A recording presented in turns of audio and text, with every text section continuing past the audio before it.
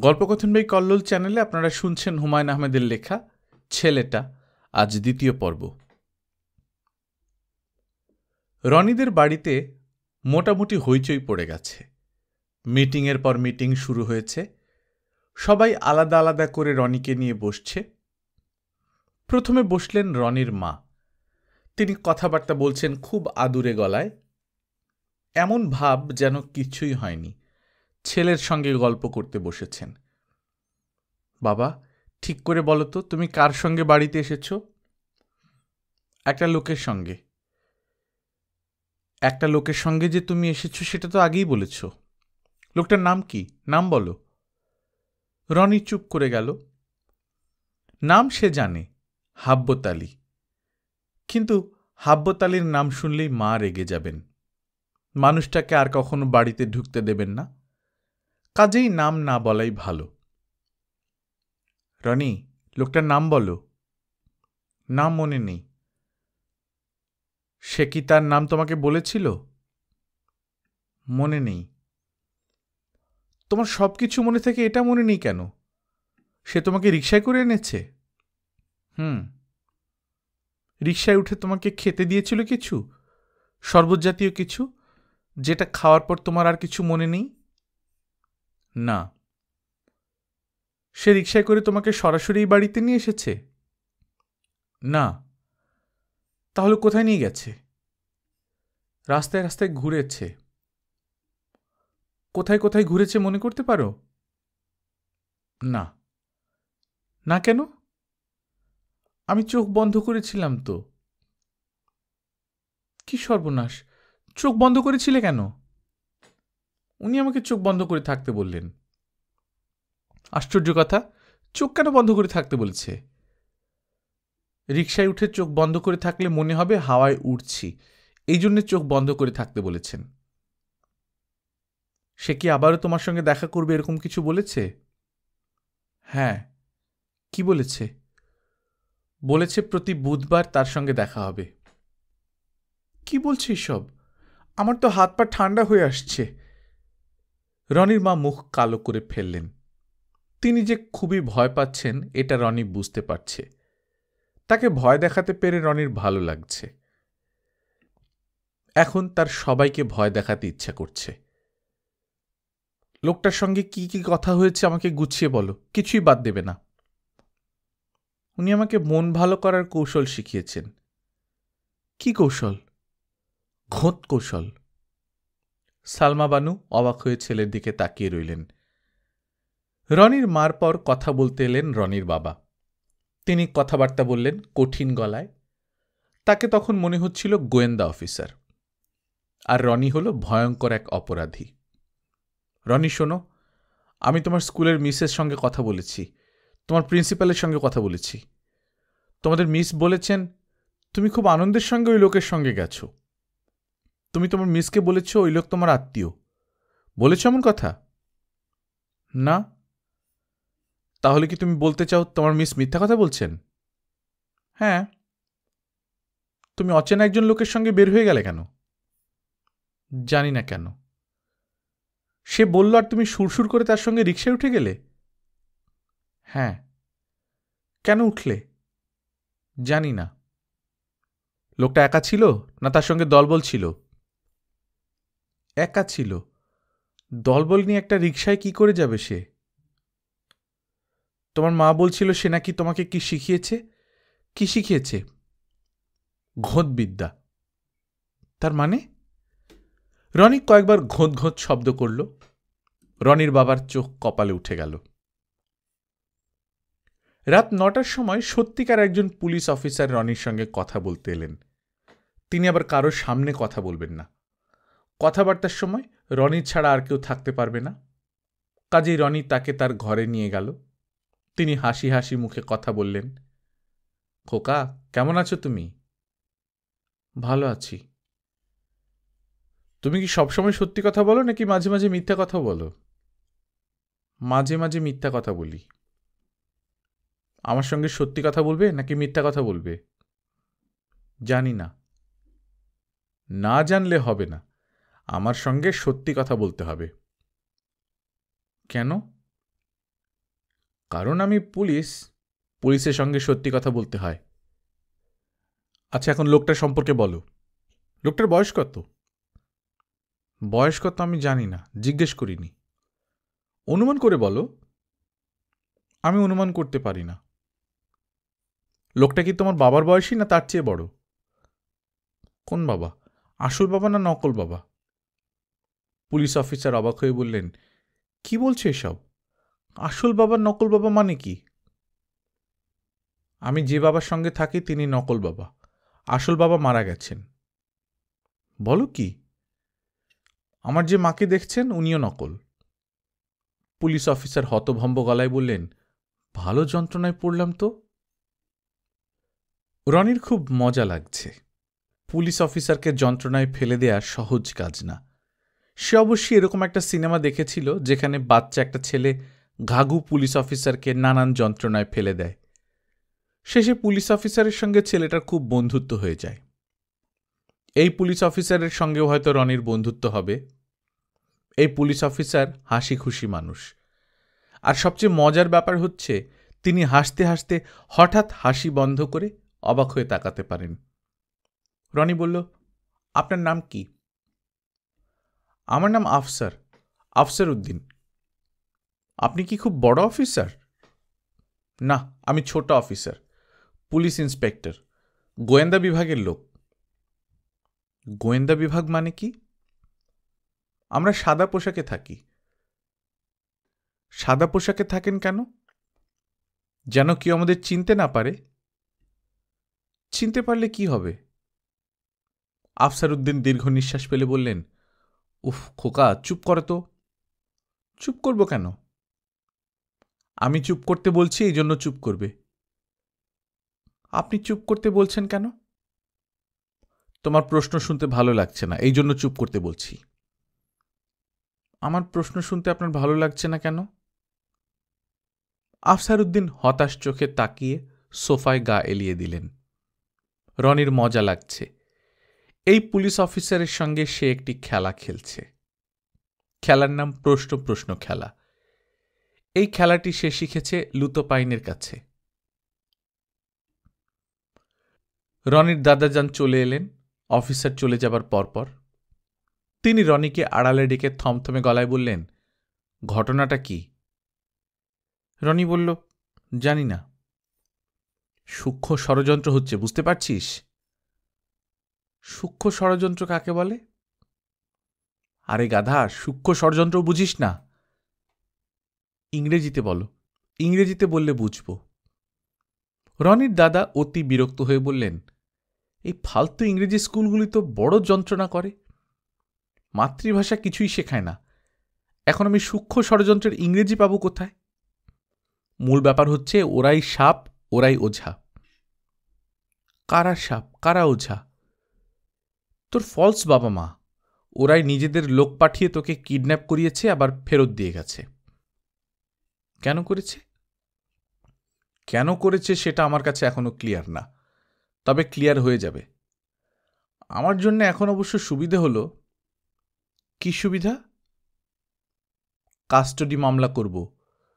তোর ফলস বাবা মা তোকে ঠিক মতো রাখতে পারছে না, সন্ত্রাসী কিডন্যাপ করে নিয়ে যাচ্ছে। রনি বলল, যিনি নিয়ে গিয়েছিলেন তিনি তো সন্ত্রাসী না, আর কিডন্যাপ করেও নেননি। তুই চুপ থাক। নিজ থেকে খবরদার একটি কথাও বলবি না। ব্যারিস্টার যা শিখিয়ে দিবে তাই বলবি। এর বাইরে কিছু বললে থাপ্পড় দিয়ে দাঁত ফেলে দেব। দাদাজান, তুমি দুষ্ট বুড়ো। দুষ্টমির তুই কি দেখেছিস? আসল দুষ্টমি তো শুরুই হয়নি। তিনি আনন্দে হাসতে লাগলেন, পা দোলাতে লাগলেন। রনির মনটা খারাপ হলো। আবার মামলা মোকদ্দমা শুরু হবে, আবার কোর্টে যেতে হবে। জজ সাহেব মায়া মায়া গলায় বলবেন, খোকা, তুমি কার সঙ্গে থাকতে চাও? রনির দাদাজান যাবার আগে রনির কাছে মুখ নিয়ে ফিসফিসিয়ে বললেন, তোর ফলস পিতামাতা এখন বুঝবে how many rice how many paddy. Roni বলল, how many rice how many paddy মানে কি? দাদাজান অত্যন্ত বিরক্ত হয়ে বললেন, ইংরেজি স্কুলে পড়ে তোর লাভটা হলো কি? How many rice how many পেডির মানে হলো কত ধানে কত চাল। রনি বলল, কত ধানে কত চালের মানে? এত কথা বলতে পারবো না। এখন থেকে তোর পেছনে থাকবে ডাবল স্পাই। একটা কালো রঙের ভক্সওয়াগন গাড়ি তোকে ছায়ার মতো ফলো করবে। দরকার নেই দাদাজান। দরকার আছে কি নাই সেটা আমি বুঝব। মোদ্দা কথা, ফুটবল এখন আমার কোর্টে। মোদ্দা কথার মানে কি? এত কথা বলতে পারবো না। তোদের স্কুলগুলি আছে কি জন্যে? এরা দেখি কিছুই শেখায় না। কাড়ি কাড়ি টাকা নেয়, পড়াশোনায় লবডঙ্কা। লবডঙ্কা মানে কি? চুপ! রনি স্কুলে গেল মন খারাপ করে। স্কুলে রওনা হবার সময় দেখে একটা কালো রঙের ভক্সওয়াগন গাড়ি সত্যি সত্যি তাদের পেছনে পেছনে আসছে। ক্লাসরুমে ঢুকে রনির মন আরও খারাপ হলো। লুতোপাইনের জন্য সে সুন্দর একটা সরি কার্ড বানিয়ে এনেছে, অথচ লুতোপাইন আসেইনি। তার সিটটা খালি। লুতোপাইন কখনো স্কুলে আসে না এমন হয় না। একবার জ্বর গায়ে এসেছিল। তার নাকি বাসায় থাকতে ভালো লাগে না, তার স্কুল ভালো লাগে। আজ বুধবার, নতুন আর্ট টিচার আসার কথা। রনির কেন যেন মনে হলো তিনি আসবেন না। তার সঙ্গে হঠাৎ হঠাৎ দেখা হবে, এবং সেটাই ভালো। এইরকম মানুষের সঙ্গে রোজ দেখা হওয়া ভালো না, হঠাৎ হঠাৎ দেখা হয় ভালো। থার্ড পিরিয়ডে আর্ট ক্লাস। রনি দরজার দিকে তাকিয়ে আছে। ক্লাসে হাব্বত আলী সাহেব ঢোকেন কিনা সেটা দেখার ইচ্ছে। হাব্বত আলী ঢুকলেন না, ঢুকলেন তাদের class teacher. Hello little Angeles, তোমরা কেমন আছো? ক্লাসের সবাই একসঙ্গে বলল, ভালো। আজ থেকে তোমাদের নতুন আর্ট টিচার আসার কথা। তিনি এসেছেন, তবে ছোট একটা সমস্যা হয়েছে। তিনি জানিয়েছেন যে তিনি চাকরি করবেন না। কাজেই এই ক্লাস আপাতত আমি চালাবো। তোমরা খুশি তো? সবাই যন্ত্রের মতো একসঙ্গে বলল, ইয়েস মিস। তোমরা ড্রয়িং খাতা বের করো। আজ তোমাদের ফ্রি চয়েস, যার যা ইচ্ছে করে আঁকবে। শুধু কার্টুন ছবি আঁকতে পারবে না। যে ছবিটি সবচেয়ে ভালো হবে সেটা স্কুলের বিলবোর্ডে টাঙিয়ে দেওয়া হবে। খুশি? Yes madam. খুশি হলে এরকম করুণ গলায় ইয়েস ম্যাডাম বলছো কেন? হাসি মুখে ইয়েস ম্যাডাম বলো। Yes madam. তোমাদের একটা ভালো খবর দেওয়া হয়নি। নাজমা ম্যাডাম মারা যাননি। শুরুতে আমরা ভুল খবর পেয়েছিলাম। তিনি হাসপাতালে ভর্তি আছেন।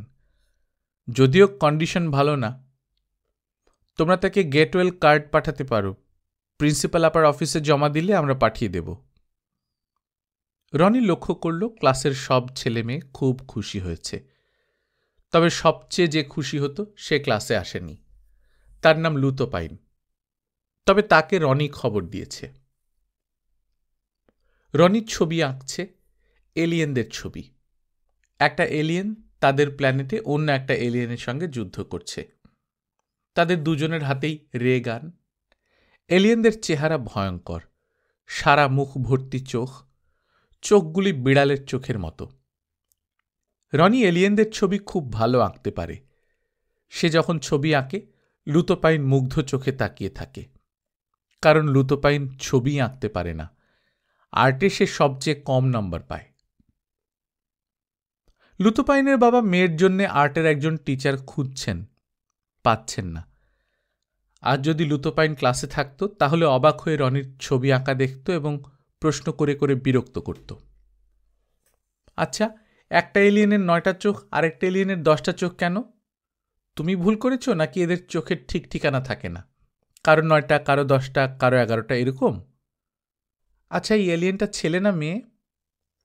আচ্ছা, এরা কি খায়? এরা কি আকাশে উঠতে পারে?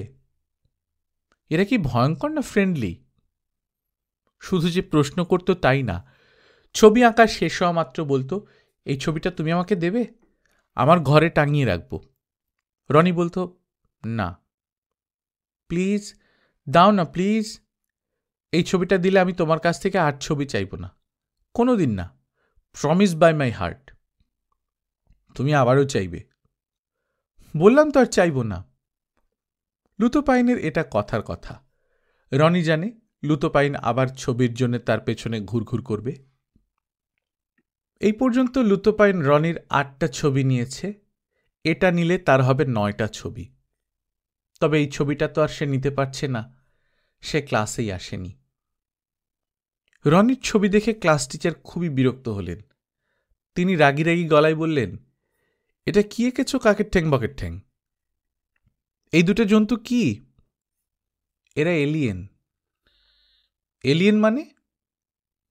ভিন গ্রহের মানুষ। ভিন গ্রহের মানুষদের 15-16টা করে চোখ থাকে? রনি কিছু বলল না। মিস বললেন, এসব আলতু ফালতু জিনিস কেন আঁকো? নর্মাল কিছু আঁকতে পারো না? Sorry madam. নদীতে সূর্যাস্ত হচ্ছে, পালতোলা নৌকা যাচ্ছে, এইসব আঁকবে? রনি আবারও বলল, সরি ম্যাডাম। রনির মন খারাপ হলো। ছবিটা ম্যাডামকে দেখানোই উচিত হয়নি। সবচেয়ে ভালো হতো যদি ছবি আঁকার পরপরই সে লুতোপাইনকে ছবিটা দিয়ে দিত, ছবির সঙ্গে সরি নোট। রনি গাড়িতে উঠতে যাবে, পেছন থেকে গম্ভীর গলায় দাড়িওয়ালা একজন লোক ডাকল, হ্যালো খোকা, হ্যালো। রনি তাকিয়ে দেখে মুখ ভর্তি দাড়ি অচেনা এক লোক, মাথায় টুপি, মাওলানাদের মতো লম্বা পাঞ্জাবি পরা এক লোক তার দিকে এগিয়ে আসছে। কেমন আছো খোকা? লোকটা কে? হাব্বতালি না তো? কিছুক্ষণ তাকিয়ে রনি বুঝে ফেলল লোকটার দাড়ি গোঁফ নকল এবং সে হাব্বতালি না, পুলিশ ইন্সপেক্টর আফসার উদ্দিন। ভালো আছি, কিন্তু আপনি যে নকল দাড়ি লাগিয়েছেন এটা পরিষ্কার বোঝা যাচ্ছে। বলো কি, তুমি কি আমাকে চিনে ফেলেছ? অবশ্যই, যে কেউ চিনে ফেলবে। বলো তো আমি কে? আপনি পুলিশ ইন্সপেক্টর আফসার উদ্দিন। আরে তুমি তো ঠিকই চিনে ফেলেছ। আপনাকে যে দেখবে সেই চিনবে। তাছাড়া আপনার দাড়ি কিন্তু খুলে যাচ্ছে। আফসার উদ্দিন বিব্রত মুখে হাত দিয়ে দাড়ি চেপে ধরলেন। রনি বলল, দাড়ি লাগিয়ে আপনি এখানে কি করছেন? তোমার বিষয়ে তদন্তে এসেছি। কিছু পেলেন? প্রথম দিনেই কিছু পাওয়া যায় না, তবে ভোক্সওয়াগন নিয়ে কয়েকটা লোক বসে আছে, তাদের গতিবিধি সন্দেহজনক। এর মধ্যে লক্ষ্য করেছি পাজেরো জিপ নিয়ে এক বুড়ো এসেছে, ভোক্সওয়াগন লোকগুলোর সঙ্গে কথা বলছে। ওই বুড়ো কি খুব ফর্সা? হ্যাঁ ফর্সা। রবীন্দ্রনাথের মতো দাড়ি? ওই বুড়ো আমার দাদা যান। এরা কি তোমাকে কিডন্যাপ করতে এসেছে? আসতে পারে। তাহলে তো মনে হয় আমার তোমার সঙ্গে যাওয়া উচিত। উঠি তোমার সঙ্গে গাড়িতে? উঠুন। আফসার উদ্দিন গাড়িতে উঠে সিটে হেলান দিয়ে আরাম করে বসলেন। কিছুক্ষণের মধ্যেই ঘুমিয়ে পড়লেন। ঘুমের মধ্যে তার নকল দাড়ি খুলে পড়ে গেল। রনি সেই দাড়ি যত্ন করে তার নিজের স্কুল ব্যাগে ঢুকিয়ে রাখল। আফসার উদ্দিনের ঘুম ভাঙল রনিদের বাড়ির সামনে এসে। তিনি রনিকে নামিয়ে দিয়ে চলে গেলেন। আফসার উদ্দিনের একবারও মনে হল না যে তার মুখে এখন দাড়ি নেই। রনির মানুষটাকে পছন্দ হল। কেমন সাদাসিধা আলাভোলা মানুষ। এই ধরনের মানুষ খুব ভালো হয়। একজন লয়ার এসেছেন রনির সঙ্গে কথা বলবেন। রনি লেগো দিয়ে স্পেস ক্যাপসুল বানাচ্ছিল, বানানো বন্ধ করে উঠে গেল। লয়ারদের সঙ্গে সে আগেও অনেকবার কথা বলেছে, প্রতিবারই প্রচণ্ড রাগ লেগেছে। সে নিশ্চিত আজও তার প্রচণ্ড রাগ হবে। লয়ার কথা শেষ করে ফিরে যাবে, সে রাগ নিয়ে নিজের ঘরে ঢুকবে। স্পেস ক্যাপসুল বানাতে পারবে না। রাতে ঘুমোতে যাবার সময় দুঃস্বপ্ন দেখবে। সেই দুঃস্বপ্নে কালো টুপি মাথায় দেয়া কয়েকটা এলিয়েন তাকে নিতে আসবে। সে দৌড়ে পালাতে চেষ্টা করবে।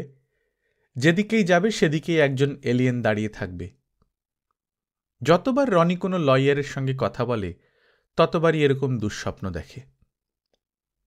রনি লয়ারের সামনে সোফায় বসল। লয়ার সঙ্গে সঙ্গে বলল, খোকা, নড়াচড়া করবে না, চুপচাপ বসো। অথচ রনি কিছুই করেনি, শান্তভাবে বসেছে। কিছু না করার আগেই ভদ্রলোক ধমক দিলেন কেন? রনি সোফায় হেলান দিয়ে বসেছিল, এখন সোজা হয়ে বসতে বসতে বলল, নড়াচড়া করা যাবে না কেন? লয়ার চোখ থেকে চশমা সরিয়ে রনির দিকে তাকিয়ে রইলেন। রনি আবার বলল, আমাকে বুঝিয়ে বলুন কেন নড়াচড়া করা যাবে না। লয়ার রাগি রাগি গলায় বললেন, আমি অত্যন্ত গুরুত্বপূর্ণ কিছু কথা বলবো। কথাগুলি মন দিয়ে তোমাকে শুনতে হবে, এই জন্যই নড়াচড়া করা যাবে না। ভদ্রলোক সিগারেট ধরালেন। সিগারেটের গন্ধে রনির বমি এসে যাচ্ছে। তারপরেও সে শান্ত ভঙ্গিতে বসে আছে। যদিও সে বলতে পারে, বাচ্চাদের সামনে কেন সিগারেট খাচ্ছেন? আপনি কি চান আপনার আশেপাশে যারা আছে তাদেরও ক্যান্সার হোক? বড়দের মুখের উপর এইসব বলা যায় না, বেয়াদবি হয়। তোমার নাম রনি?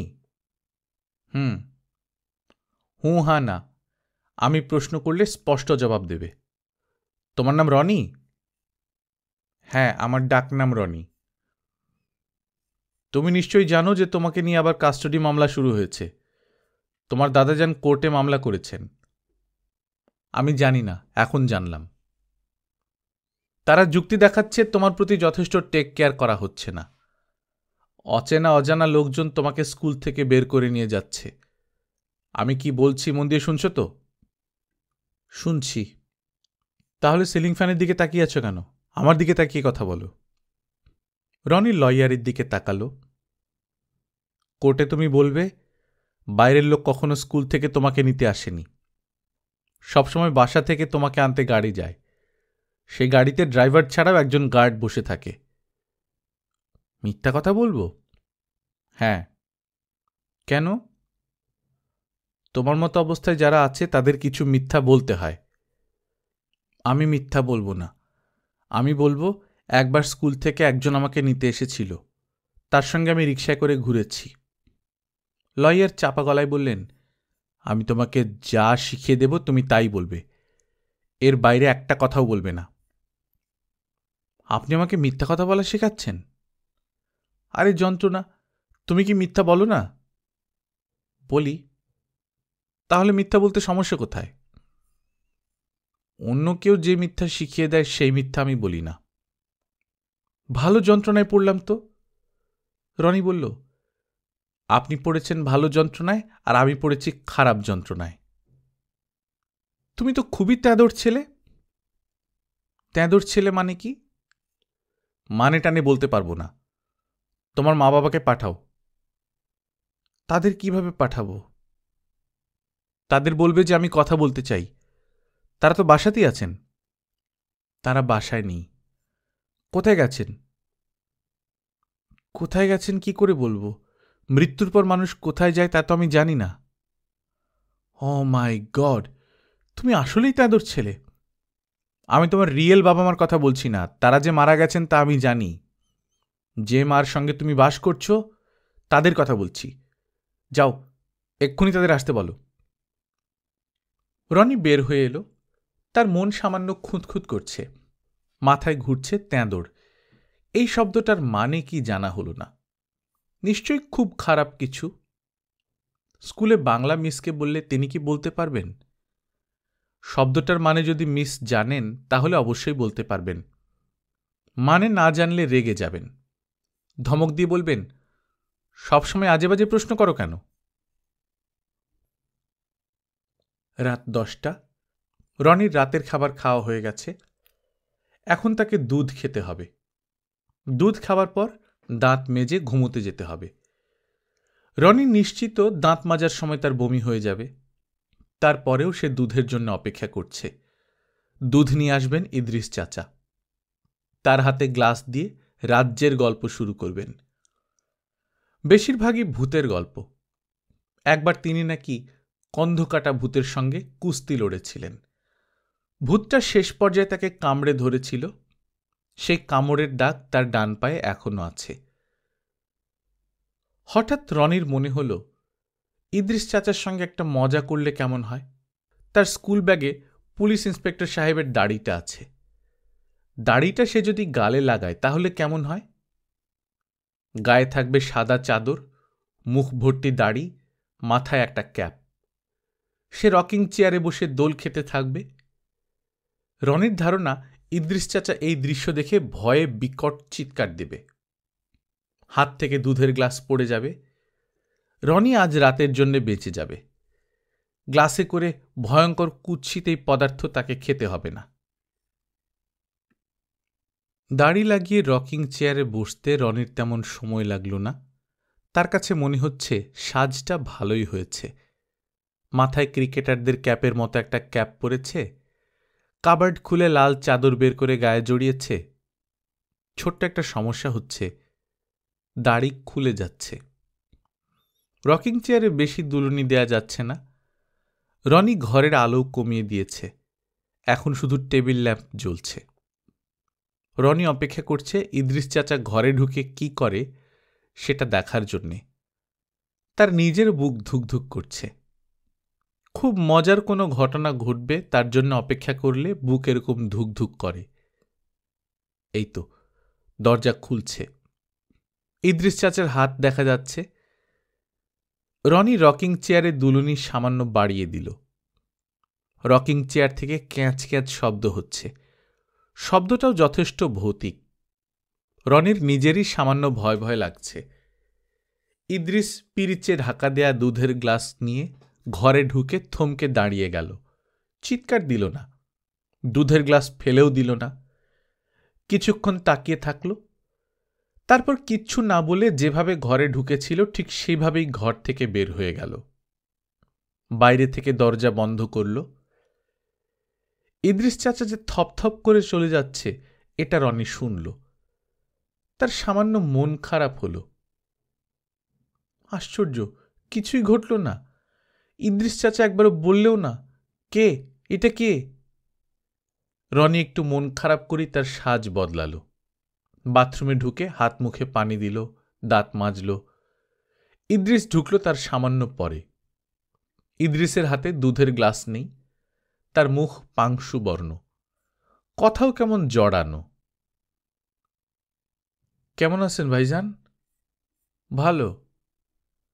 একটু আগে দুধ নিয়ে আপনার ঘরে ঢুকছিলাম। ও, আজ আমি দুধ খাবো না। খাইতে না চাইলে খায়েন না। আচ্ছা ভাইজান, আমি যখন ঘরে ঢুকছিলাম আপনি তখন কই ছিলেন? বাথরুমে ছিলাম, মুখ ধুচ্ছিলাম। ঘরে কি আর কেউ ছিল? না, আর কে থাকবে? তাও তো কথা, আর কে থাকবে? ভাইজান, কেউই ছিল না, ঠিক না? অবশ্যই ঠিক। কেন, কি হয়েছে? কিছুই হয় নাই। ইদ্রিস চাচা, আপনি কি ভূত দেখেছেন? ইদ্রিস হড়বড় করে বলল, না না, ভূত দেখব কি? ভূত কি দুনিয়ায় আছে যে দেখব? তাই জিন আছে, পাক কোরআনের জিনের কথা উল্লেখ আছে। আপনি কি জিন দেখেছেন? আরে না, জিন দেখব কি জন্যে? কিছুই দেখি নাই। আল্লাহর কসম, বিশ্বাস করেন? এত কসম কাটতে হবে না ইদ্রিস চাচা, আমি বিশ্বাস করেছি যে আপনি কিছু দেখেননি। রনি তার রকিং চেয়ারে বসতে যাচ্ছিল। ইদ্রিস অতি ব্যস্ত হয়ে বলল, না ভাইজান, এখানে বসেন না। কেন? চেয়ারে বসার দরকার কি? শুয়ে ঘুম যান, আমি সারা রাত জাগনা থাকব। আপনি শুয়ে ঘুম যান। রনির খুবই মজা লাগছে। যদিও শুরুতে মনে হয়েছিল ইদ্রিস চাচা মোটেও ভয় পায়নি, কিন্তু এখন দেখা যাচ্ছে খুবই ভয় পেয়েছে। এদিক ওদিক তাকাচ্ছে, বড় বড় করে নিঃশ্বাস ফেলছে। ভাইজান গো। কি? আপনার পিতাজির কথা কি আপনার মনে আছে? না। তার চেহারা মনে আছে? না। লাইব্রেরি ঘরে ওনার ছবি আছে, সেই ছবি দেখছেন না? হ্যাঁ, দেখেছি।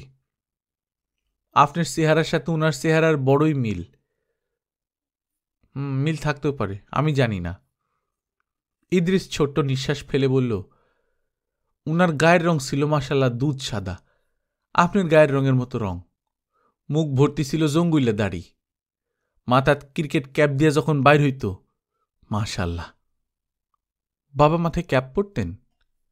হ। ভাইজান যাই, ভয় খাইলে আমার ডাক দিয়েন, বাতাসের অগ্রে সুইটটা আসব। শুধু শুধু ভয় খাবো কেন? অবশ্যই অবশ্যই, ভয়ের কি? ভয়ের কিছু নাই। ইদ্রিস ঘর থেকে বের হল। তার হাঁটা চলাও মনে হয় এলোমেলো হয়ে গেছে। ঘর থেকে বের হবার সময় দরজায় ধাক্কা খেল। ইদ্রিস লাইব্রেরি ঘরে দাঁড়িয়ে আছে, এক দৃষ্টে তাকিয়ে আছে রনির বাবার ছবির সামনে। তার হাত পা সামান্য কাঁপছে, ঘন ঘন নিঃশ্বাস পড়ছে। সে 100% নিশ্চিত কিছুক্ষণ আগে এই মানুষটাকেই সে রনির ঘরে রকিং চেয়ারে বসে দোল খেতে দেখেছে। এতে কোনো সন্দেহ নেই। সেই দাড়ি, সেই মাথায় হ্যাট, গায়ে চাদর, বোঝাই যাচ্ছে বাবা ছেলের বিপদ দেখে ছেলের টানে চলে এসেছে। এখন সমস্যা হয়েছে, এই ভৌতিক ঘটনা কি ইদ্রিস কাউকে বলবে, না নিজের ভেতর চেপে রাখবে? এত বড় ঘটনা পেটের ভেতর চেপে রাখলে সে পেট ফেঁপে মরেই যাবে। কাউকে বলতে গেলেও সমস্যা, কেউ বিশ্বাস করবে না, উল্টা তাকে পাগল ভাববে। কন্ধকাটা ভূতের সঙ্গে কুস্তির ব্যাপারটা কেউ বিশ্বাস করে না, এমনকি রনি ভাইজানও না। গল্প শুনে রনি ভাইজান বলেছে, কন্ধকাটা ভূতের তো মাথাই নেই, যার মাথা নেই সে দাঁত দিয়ে কামড় দেবে কিভাবে?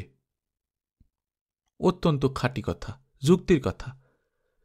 রনি ভাইজানের এই প্রশ্নের জবাব ইদ্রিস দিতে পারেনি। বাচ্চা ছেলে, কিন্তু বুদ্ধি মারাত্মক মাশাল্লাহ। বাপের মতো বুদ্ধি, কিংবা কে জানে, বুদ্ধি বাপের চেয়ে বেশিও হতে পারে।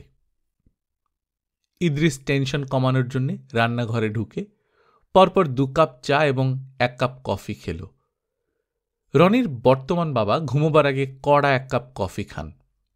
কড়া কফি খেলে সবার ঘুম কাটে, উনার নাকি ঘুম ভালো হয়। সেই কফি ইদ্রিস নিজেই নিয়ে যায়। আজও তাই হল। ইদ্রিস কফি হাতে উপস্থিত হল। মজিদ সাহেব বললেন, খবর সব ভালো? ইদ্রিস বলল, জি। রনি ঘুমিয়ে পড়েছে? জানি না, বাতি নিভা। বাতি নিভা থাকলেও খেয়াল রাখবে, এই বয়সের বাচ্চারা মাঝরাতে জেগে উঠে কম্পিউটারে গেমস খেলে। জি আচ্ছা, খেয়াল রাখব। ইদ্রিসের চলে যাবার কথা, সে চলে গেল না। মজিদ সাহেবের সামনে দাঁড়িয়ে হাত কচলাতে লাগল। মজিদ সাহেব বললেন, কিছু বলবে ইদ্রিস? ইদ্রিস নিচু গলায় বলল, সি। বলো। ইদ্রিস মাথা চুলকাতে লাগল, কিছু বলল না। মজিদ সাহেব অসহিষ্ণু গলায় বললেন, চুপ করে আছো কেন? কথা বলো, কিছু কি ঘটেছে? জি ঘটছে। কি ঘটেছে?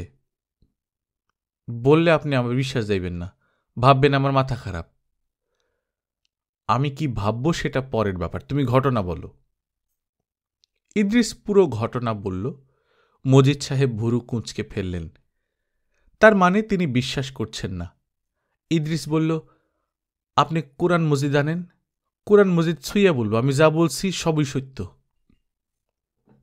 তুমি দেখেছ রনির মৃত বাবা রকিং চেয়ারে বসে দোল খাচ্ছে? জি। তিনিও তোমাকে দেখলেন? জি, আমার দিকে তাকায় হাসছেন। শুধু হেসেছেন, কথা বলেননি? কথাও বলছেন। এখন ইদ্রিস কিছু মিথ্যা বলা শুরু করেছে।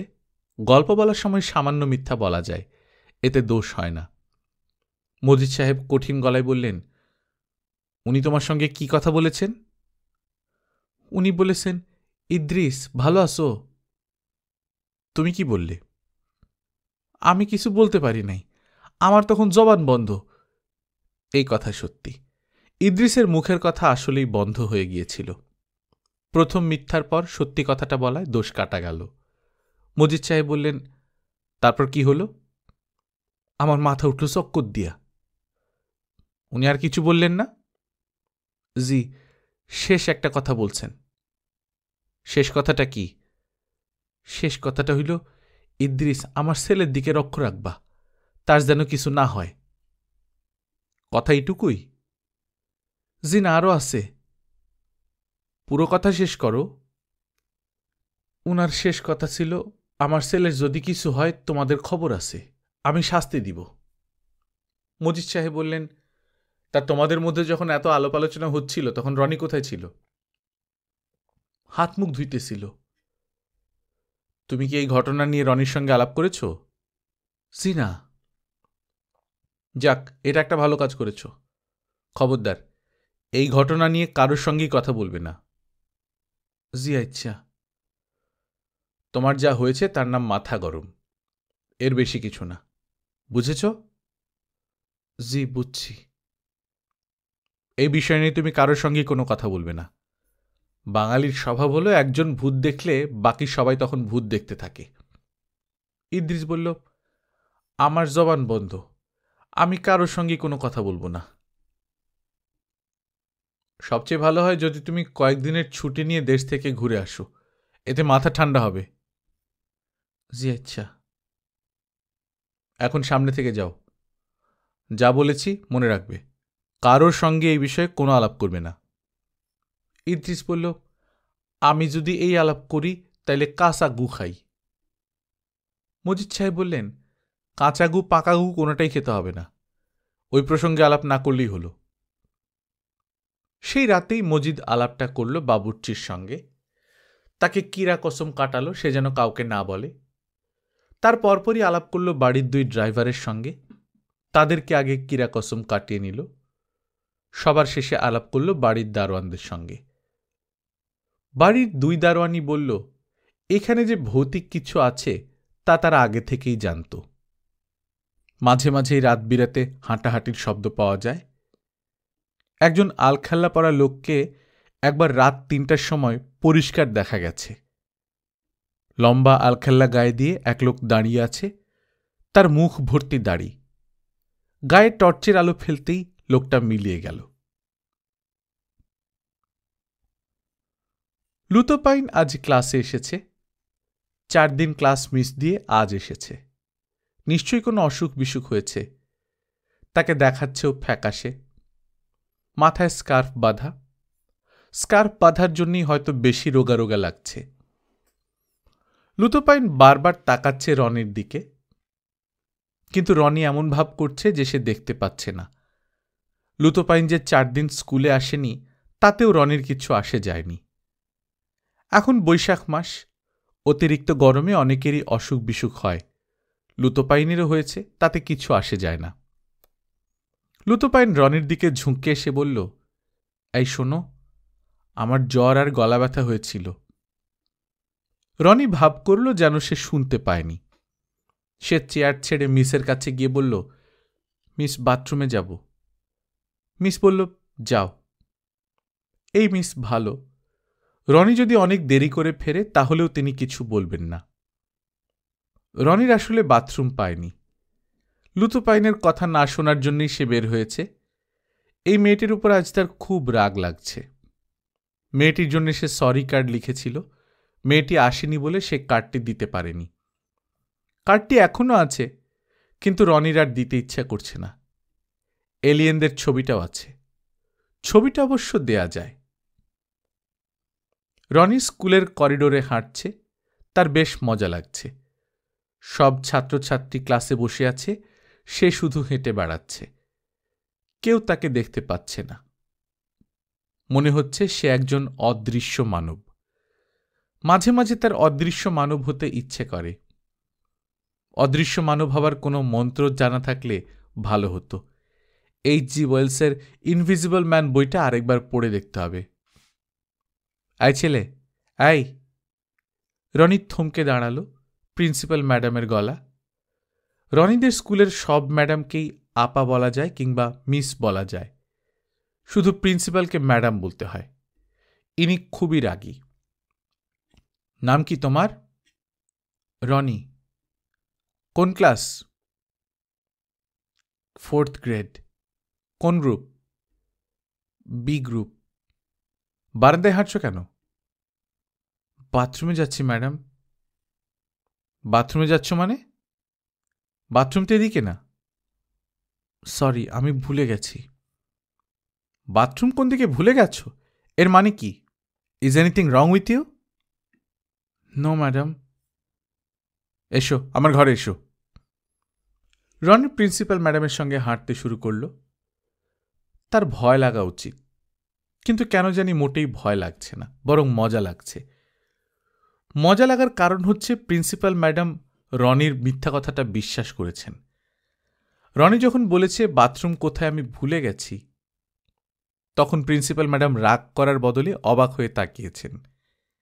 এই যে এখন ম্যাডাম তার সামনে বসে আছেন, ম্যাডামের চোখে কোনো রাগ নেই, তার চোখ অবাক।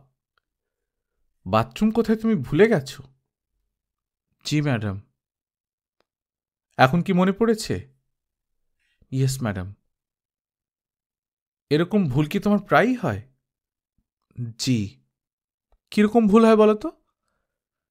আমার ক্লাসের ছেলেমেয়েদের আমি মাঝে মাঝে চিনতে পারি না। বুঝতে পারছি না, উদাহরণ দিয়ে বলো। আমাদের ক্লাসে একটা মেয়ে আছে, নাম লুতোপা। আমি তাকে মাঝে মাঝে চিনতে পারি না। বলো কি, এই ব্যাপারটা তোমার বাবা মাকে বলেছ? না। বলনি কেন? বাবা মা তো আমার সঙ্গে থাকে না, কিভাবে বলবো? তারা কোথায় থাকেন? তারা মারা গেছেন। মাই গড, তুমি এসব কি বলছো? তোমার নাম কি? আবার বলো তো। রনি। ও আচ্ছা, তুমি সেই ছেলে। তোমাকে তো চিনি। দুদিন পর পর তোমাকে নিয়ে নানা থানা পুলিশের সমস্যা। Sorry madam. তুমি সরি হচ্ছ কেন? সমস্যা তো তুমি করনি। কিছু খাবে? Coke, Pepsi, 7 up? কোক খাবো। আমার ফ্রিজেই কোকের একটা ক্যান থাকার কথা। দাঁড়াও, তোমাকে দিচ্ছি। ক্লাসে বসে খেও না, টিফিন পিরিয়ডে খাবে। Yes madam. যাও, এখন ক্লাসে যাও। রনি ক্লাসে ঢুকল। সে এত দেরি করেছে, তারপরেও মিস কিছুই বললেন না। তার দিকে তাকিয়ে মিষ্টি করে হাসলেন। সে যখন বসতে যাচ্ছে, তখন লুতোপাইন বলল, এতক্ষণ লাগলো কেন? রনি জবাব দিল না। লুতোপাইন অকারণে কথা বলে, তার সব কথার জবাব দেবার কিছু নেই। বরং ম্যাডাম বোর্ডে কি লিখেছেন সেটা দেখা অনেক দরকার। লুতোপাইন আবারও কথা বলল, এই, তোমার কি শরীর খারাপ? রনি সেই প্রশ্নেরও জবাব না দিয়ে টেবিলে তার খাতা খুলতে গিয়ে দেখে টেবিলের কোনায় একটা কার্ড। কার্ড খুলে দেখল সেখানে লেখা, প্লিজ ফরগিভ মি, লুতোপা। এটা একটা সরি কার্ড। রনি লুতোপাইনকে দেবার জন্য একটা সরি কার্ড ব্যাগে নিয়ে ঘুরছে, আর উল্টা লুতোপাইনই একটা সরি কার্ড দিয়ে দিয়েছে, তারটা দেয়া হয়নি। রনি বলল, তুমি সরি কার্ড দিয়েছ কেন? লুতোপাইন বলল, আমি যে সবসময় তোমাকে বিরক্ত করি এই জন্যে। রনি বলল, তুমি সবসময় আমাকে বিরক্ত করো কেন? লুতোপাইন সহজ গলায় বলল, মেবি আমি তোমাকে লাভ করি এই জন্যে। রনির খুবই মেজাজ খারাপ হলো। মেয়েটা কি অসভ্য কথাই না বলছে। মিসের কাছে নালিশ করে দিলে কেমন হয়? রনি ফিসফিস করে বলল, এসব অসভ্য কথা আমাকে বলবে না, এসব খুব খারাপ কথা। লুতোপাইন বলল, লাভ করা খারাপ? হ্যাঁ খারাপ, এগুলো বড়দের ব্যাপার। আমি যখন বড় হব তখন তোমাকে লাভ করতে পারবো। আমার সঙ্গে আর কথা বলবে না প্লিজ। লুতোপাইন ফিসফিস করে বলল, বড় হয়ে আমি কি করব জানো? বড় হয়ে আমি তোমাকে বিয়ে করব। রনি একদৃষ্টিতে বোর্ডের দিকে তাকিয়ে আছে, এমন ভাব করছে যে সে লুতোপাইনের কোনো কথাই শুনতে পাচ্ছে না। লুতোপাইন বলল, আমি বাবাকে বলেছি যে বড় হয়ে তোমাকে বিয়ে করব। বাবা বলেছেন ওকে। রনি কঠিন গলায় বলল, চুপ। মিস তখন রনির দিকে তাকিয়ে বললেন, হ্যালো রনি, তুমি দেখি ক্রমাগত কথা বলে যাচ্ছ। ক্লাসের সময় কথা বলা ঠিক না রনি। রনি বলল, সরি মিস। মিস লুতোপাইনকে কিছুই বলেননি। তারপরও লুতোপাইন দাঁড়িয়ে অবিকল রনির মতো বলল, সরি মিস। ক্লাসের সবাই হেসে ফেলল, এমনকি মিস নিজেও হাসলেন।